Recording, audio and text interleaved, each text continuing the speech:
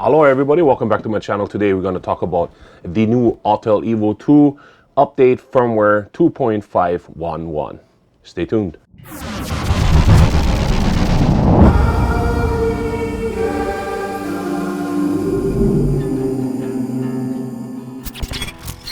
What's up everybody, welcome back to my channel. I really appreciate you guys coming by. If this is the first time to my channel, please don't forget, like, subscribe, hit the bell. I do drone tech related stuff, I do gear reviews and some YouTube tips and tricks. If you like the video, don't forget, like, subscribe, hit the bell.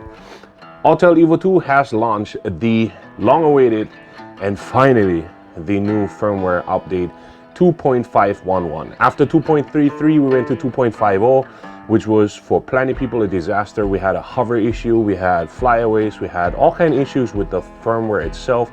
People weren't really happy with it. We had the H.264 coding issue with the log format where it wasn't really going into 10-bit and it was always filming into 8-bit, and 265 wasn't working out right.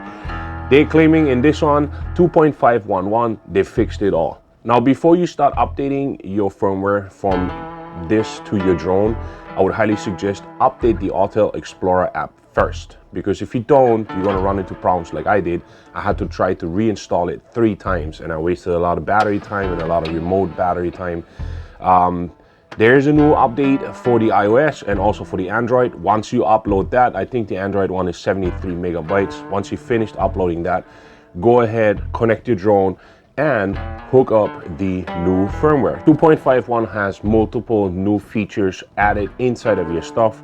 Added IMU calibration, added the 3rd axis compass calibration to improve calibration accuracy, added infrared 640 terminal camera with radiometric support, added time-lapse and intelligent flight modes, added indoor flight modes optimized for indoor, 0 satellite connections flights, propeller guards are required, added SD exFAT large file system support 3.5 gigs or more. And then there are also some bug fixes and optimizations that actually came up with that whole thing. Optimize the gimbal stability, optimize gimbal automatic calibration by adding gyro bias calibration, improve the smart orbit performance, optimize the balance of picture sharpness and noise, color reproduction and the tones in some scenes for both 8K and 6K to improve JPEG image quality. Optimized 8K focus performance, change the default video encoding format to H.265 for videos in 6K and 8K resolutions. Also resolved EXIF data error issue. On the other side, there are notes. After the firmware upgrade, please perform gimbal auto calibration, IMU calibration, and compass calibration before the first flight. In order to support all the new features, please upgrade the Autel Explorer app to iOS version 1.75 and Android version 1.179 or newer. So those ones are all the new updates. In my eyes, they should have put the notes prior so that you update the Autel Explorer app prior before updating your firmware in general.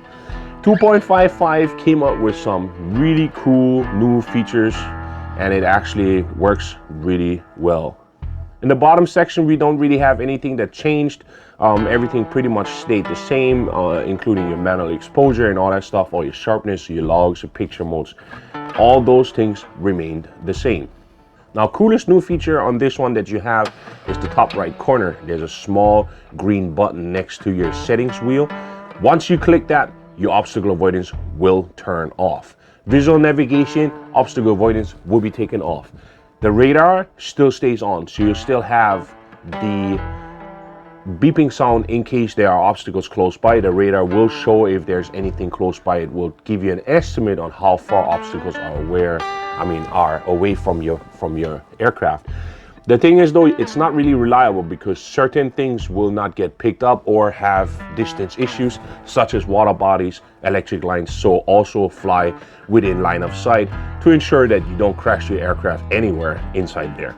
Besides that, visual navigation, nothing really has changed on that. Remote control now has the A and B buttons are programmable, so you can change these buttons now. So you can actually choose if you want to have AE lock on, if you want to have the gimbal pitch up and down, if you want to have switch in between maps or your Google Maps or whatever it is. So it's a quick switch in between all those things. Or if you don't want to use the top right corner button, you can choose if you want to have the obstacle avoidance on or off. So that's a really cool function. I really like that.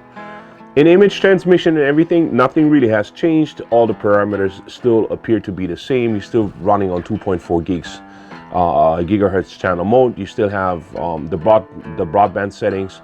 Aircraft battery settings, nothing has really changed either. They remain the same. Nothing was changed inside there.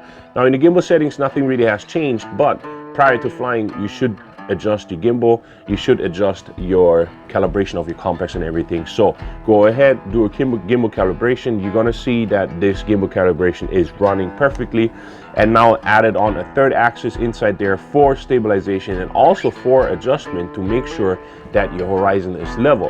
Prior to that, it was only doing the left, right, forward, up, down, but not really the triangular sideways third axis, as you can see it right here.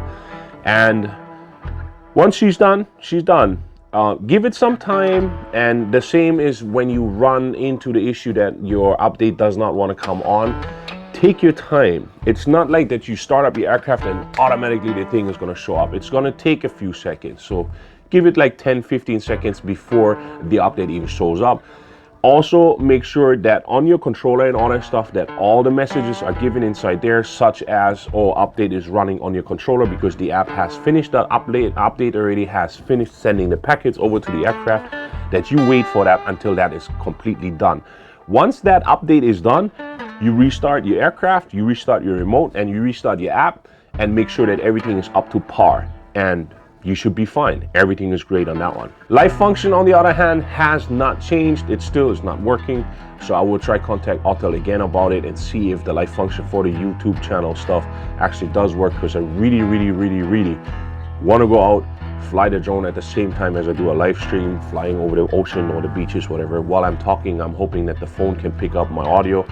Not quite sure how much that is going to work out with performance on the aircraft. I'm kind of scared about that, because you are actually also using internet at the same time with your phone. I mean, so far I've been flying the app and I have received phone calls and I have received messages without having issues flying the drone itself.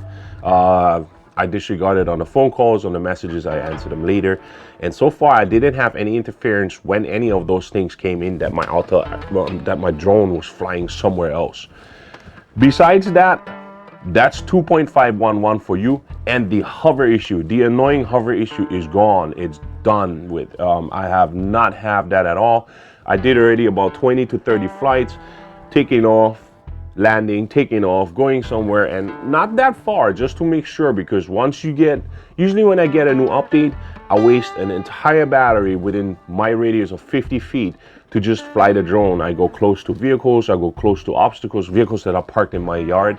I go close to obstacles. I just want to see if everything is the right way, that everything is functional the right way, before I even take her out further out that she might be crashing into something and suffer some immense damage, whatever. I don't usually go higher than 10 feet or 20 feet. Once in a while I go all the way up to 399, and then I bring her straight back down, just to make sure that she is, if she does have any issues, that she's right close to me, that she can come straight back down to me. So that's what I usually do after every update. And in this one, I did it actually twice. I blew 2 batteries of this stuff just to make sure that the new 2.511 works really great. The newest function that they introduced in this thing, they call it the hyperlapse, which is pretty much a time lapse. It is an amazing function. I really love it. It looks cool. It's something that really was needed in this whole thing. And the new Smart Orbit was actually revamped, and it is more accurate now on its entirely. When you mark something, it's not just doing that 10-yard circle around the center point. It literally stays focused in the middle, which is a really cool thing. And it makes this Autel Evo 2 even better. So much, that's it for 2.511. If you guys have any questions, don't hesitate. Send me some comments in the bottom below, and I will answer you to it. All my equipment, everything you see right here, you will see in the description below, and as affiliate links to help me out to make more videos for you guys.